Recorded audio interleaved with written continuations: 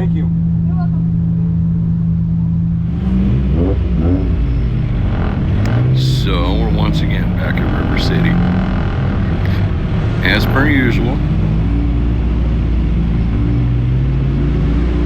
Since I'm coming off a big win, I ended up in the invert and starting at the back again. Plus or minus a couple of cars that kind of snuck in at the last of the show. And we get underneath the lights once again here on a Saturday night.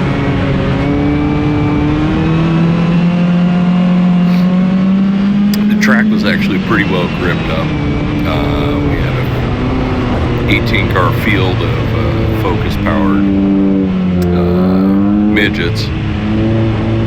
We put on a great show, and actually the track turned out alright. Stacked up and release the Kraken.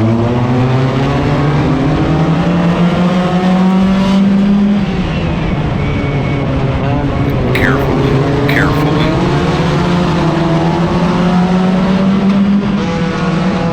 More carefully.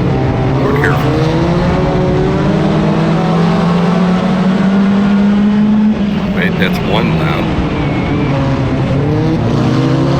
More carefully. How about a little more carefully? Easy now.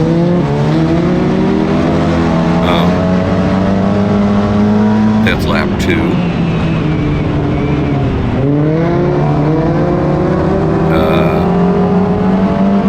Are we keeping track on that?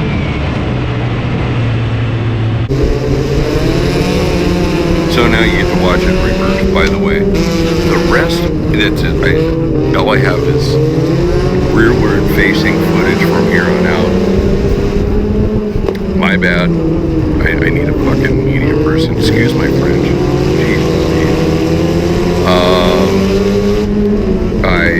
The battery went dead in my forward cam. But at least I got all the important stuff.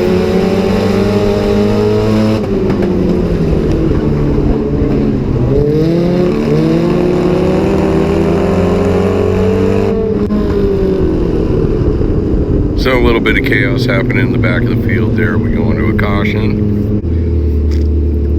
Bubble machine in effect.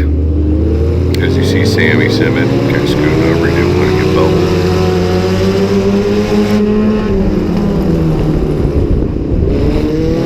And so like Austin kind of pulls up alongside me. We kind of duke it out. And is what I think is a tractor powered import of some sorts. I don't know. It is, God bless it, noisy. It's just straight exhaust manifold. Word has it, it's even quicker. I say it's quicker because it isn't carrying the weight. Whatever.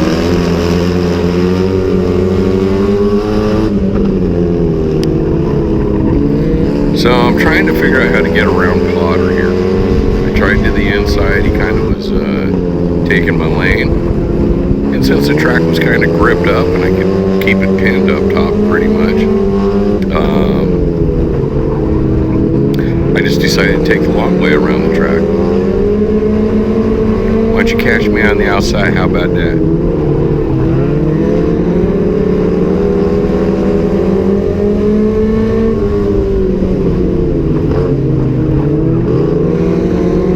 I know what happens here somewhere. There we go.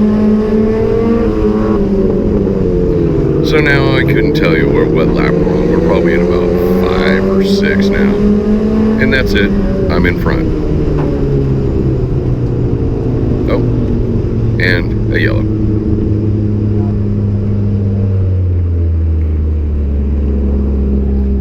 Actually a fairly clean race. I mean, well, I don't know. There was tension, there was stuff happening.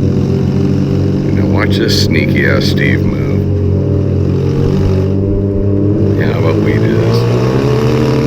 Kind of do a little brake check. Did I really just do that? I think I kind of did.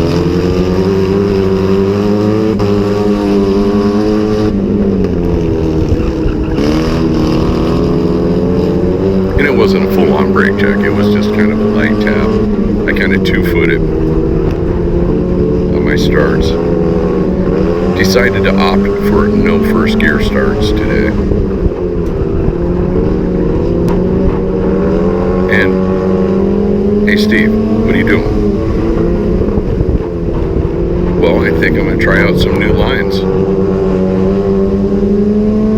That's exactly what I did here for the next 20 laps or so. Just trying stuff out. I was playing Tokyo Drift all by myself.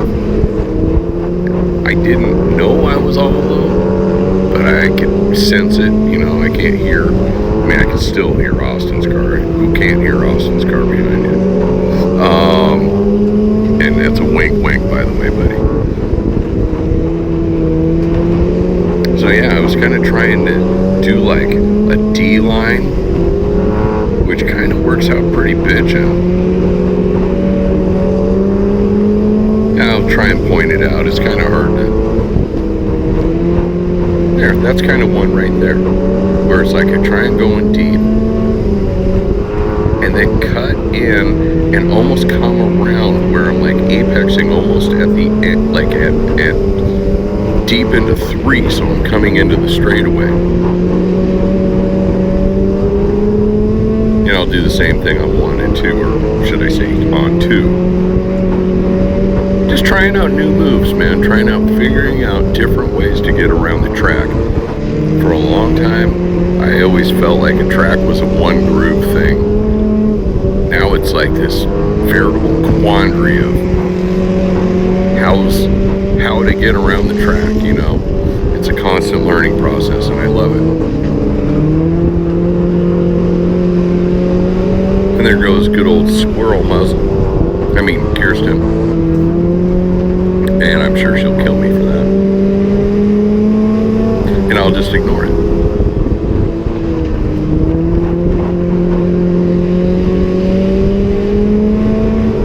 So we're getting some space going here. I'm on a rhythm. I mean, I felt good. I felt really good. The car felt good. Don't ask me how I ended up in front, so God bless it quick.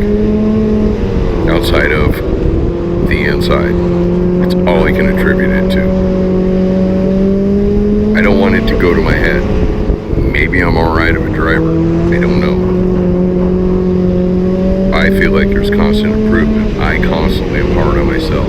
I constantly think that I suck.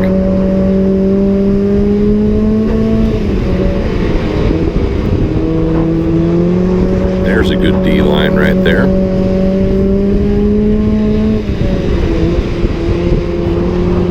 So you notice a sound banging around. That's my left front strut and spring crashing around. One of these days I need to fix it. The spring got cut years ago. It was long before I had anything to do with the car.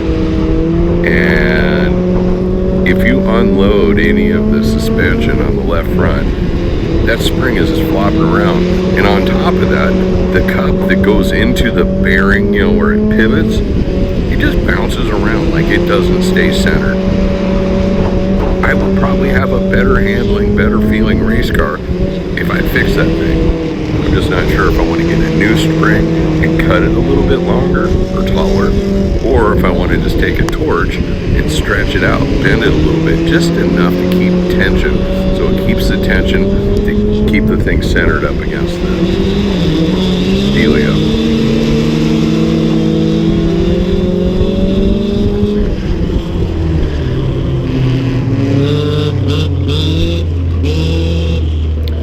And I can taste victory. Got 3 laps to go. This is lap 27. We're going to 30. I can taste it. Victory. We're doing good. All right. Oh, shit. That's not so good. My right front wheel exited the chat.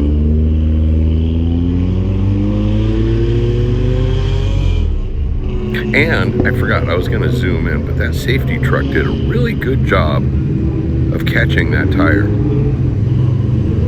It's like Johnny on the spot, man. He was on the throttle to drive out and stop it.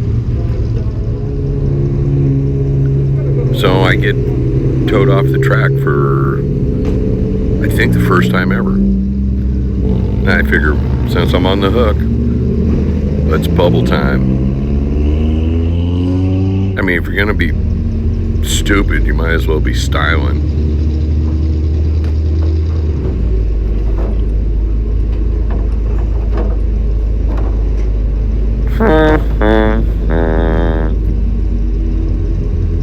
Poop.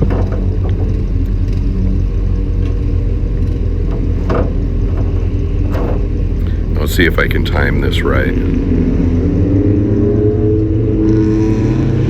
Okay. So they're getting ready to go green, white, checker without me.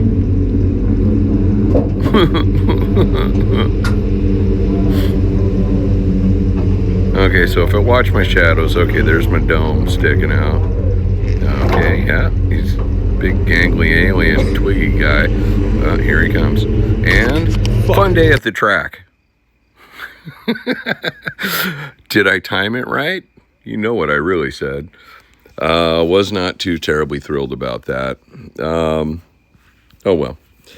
At least nobody was hurt, and it's all Joey's fault. I mean, you can totally see how he hit my bumper, and it just shot my right front right off. Totally unfair practice. Oh well. Enough said. I think this is the fastest turnaround I've ever had on a race video. Enjoy. We just had the race last night. Bye-bye.